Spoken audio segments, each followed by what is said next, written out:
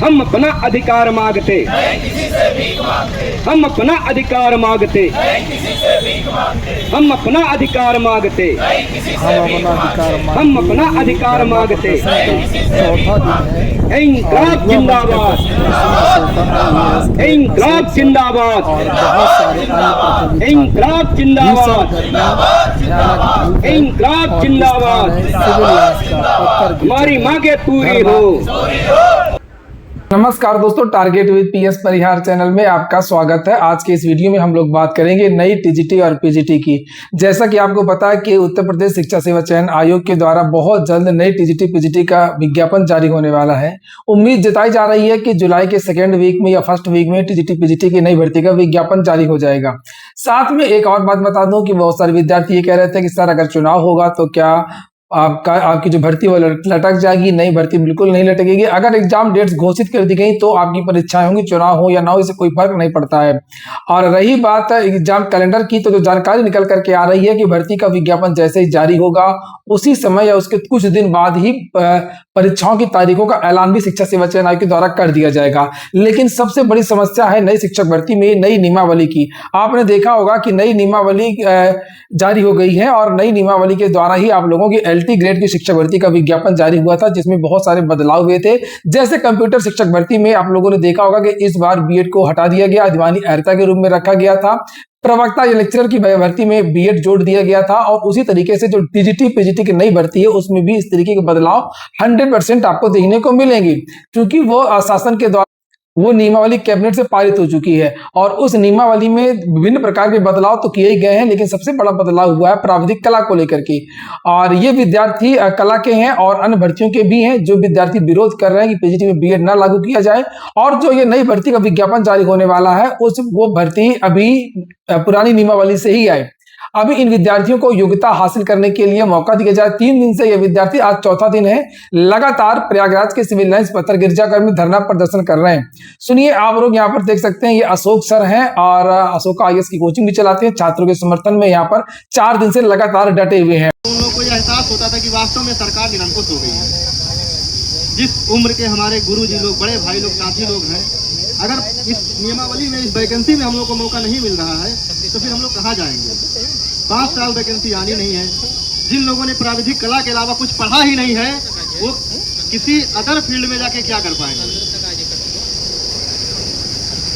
तो बस यही है, जो लोग, हमें पता है बहुत सारे लोग इस समय लाइव के माध्यम से देख रहे होंगे, खासकर बहुत सारी ऐसी बहनें हैं जो आसपास के जिले से, जैसे मान लीजिए कोई फतेहपुर का है, कोई जौनपुर का है, कोई प्रतापगढ़ का है, कोई कौशाम्बी का है, कोई फूलपुर का है, तो इन लोगों को आने में कोई बाधा उत्पन्न नहीं होनी चाहिए। बेटी सर सही कह रहा हूँ मैं? अगर आप लोग आ रही हैं तो ऐसी कोई दिक्कत है कि आपको रुकने में यहाँ असुविधा हो रही है या कोई भी व्यवस्था है तो आप उसको साझा कीजिए। यहाँ पे रुकने का भी प्रबंध किया गया है। बहुत सारी हमारी बहनें जो सहयोग करेंगी, लेकिन आप लोग निकलिए। जो हमारे विरोधी लोग हैं वो लोग हमारा मजाक बना रहे हैं। हम जाते हैं किसी नेता के पास, कहीं कुछ कहते हैं, हमारी संख्या 2 लाख है। यहाँ पर कितनी संख्या होगी? ये हम सभी का दुर्भाग्य है। और 4 लोगों की जिम्मेदारी नहीं है कि 2 लाख लोगों का बोझ ढो पाएंगे। अब यही है कि हम लोग प्रयासरत हैं, हम हारने वाले नहीं हैं। और आज तक मैं अपने बारे में बता दूं, जिस भी चीज़ को मैंने छुआ है, जिस चीज़ में मैं इन्वॉल्व रहा हूं, वहां कभी निराशा हाथ नहीं लगेगा। ये ईश्वर की कृपा है या परमात्मा का कुछ। सभी को राधे राधे, नमस्कार, गुरुजनों को मेरा प्रणाम। हम यहाँ पे इकट्ठा हुए हैं तो लोग भी के धूप में, हमारे भाई हैं, तब कई दिन से लगातार धरना प्रदर्शन में यहाँ बैठे हुए हैं। हमारी कुछ बहनें भी हैं जो यहाँ पे आके धूप में अपने बच्चों को छोड़ के, अपने परिवार को छोड़ के यहाँ अगर कुछ मेहनत कर रही हैं आप लोगों के लिए, तो प्लीज़ आप अपने अपने रूम से निकल कर यहाँ आए और धरने में शामिल हों।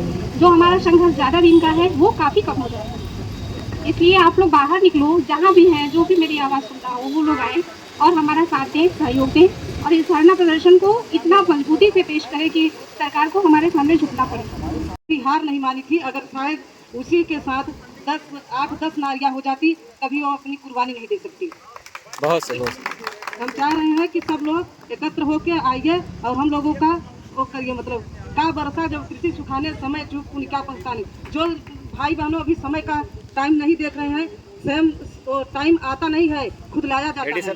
ये हक है, हक मतलब कोई देता नहीं है, छीना जाता है। छीनने के लिए शिक्षक भर्तियां जो भी होती हैं उनके पीछे दुर्गति के कारण एक छात्र भी हैं। एक तो यहाँ पर देख सकते हैं छात्रों की संख्या कितनी कम रहती है। आपने लखनऊ के इको गार्डन में देखा, आरओ लोक सेवा आयोग के धरना प्रदर्शन में देखा, और ये टीजीटी पीजीटी के 13 लाख विद्यार्थी हैं जो चाहते हैं कि पुरानी नियमावली से भर्ती हो, लेकिन वीडियो को लाइक भी नहीं करेंगे, शेयर भी नहीं करेंगे।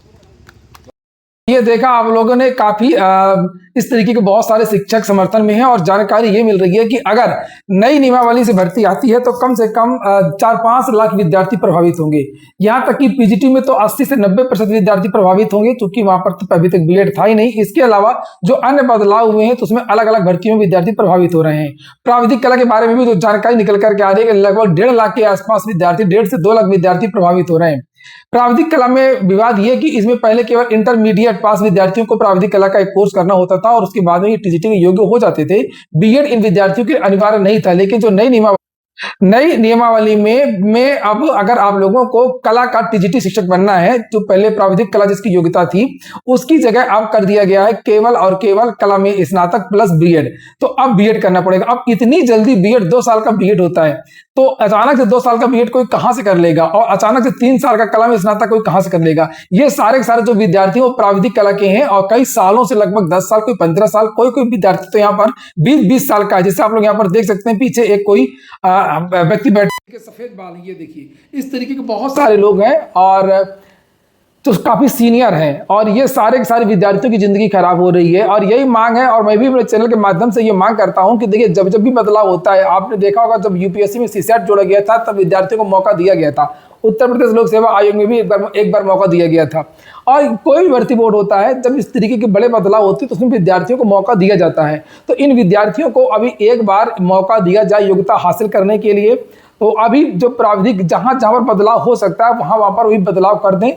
अभी इन विद्यार्थियों को मौका दे दें, और उसके बाद से जब अगली वैकेंसी आएगी तब तक, अब विद्यार्थी तो चूंकि अब तो गजट जारी हो चुका है नई नियमावली का, तब तक ये विद्यार्थी कर ही लेंगे। तो जो भी है वो नई भर्ती इस वाली में नहीं, इसके बाद जो भर्ती जारी हो उसमें वो नियमावली जारी हो। तो फिलहाल अभी तो ये विद्यार्थी लगातार धरना प्रदर्शन और आंदोलन यहाँ पर कर रहे हैं। देखते हैं आगे क्या होता है। युवा मंच के द्वारा ये धरना प्रदर्शन किया जा रहा है, और पत्थर गिरजागर सिविल लाइंस में जो भी विद्यार्थी चाहते हैं कि प्राविधिक कला को फिर से शामिल किया जाए और पुरानी योग्यता के आधार पर ही 23,213 जो नई टीजीटी पीजीटी प्रवक्ता प्रधानाचार्य भर्ती आने वाली है वो पुरानी नियमावली से हो। तो आप लोग इस वीडियो को ज़्यादा से ज़्यादा शेयर कर सकते हैं, इस वीडियो को ज़्यादा से ज़्यादा वायरल कर सकते हैं, और आप लोग अपने विचार कमेंट बॉक्स में अवश्य रखें, ताकि ये पता चले कि ज़्यादा विद्यार्थियों का क्या मत है कि भर्ती नई नियमावली से आनी चाहिए या पुरानी नियमावली से आनी चाहिए। आज के वीडियो में इतना ही। पूरा वीडियो सुनने के लिए बहुत बहुत धन्यवाद।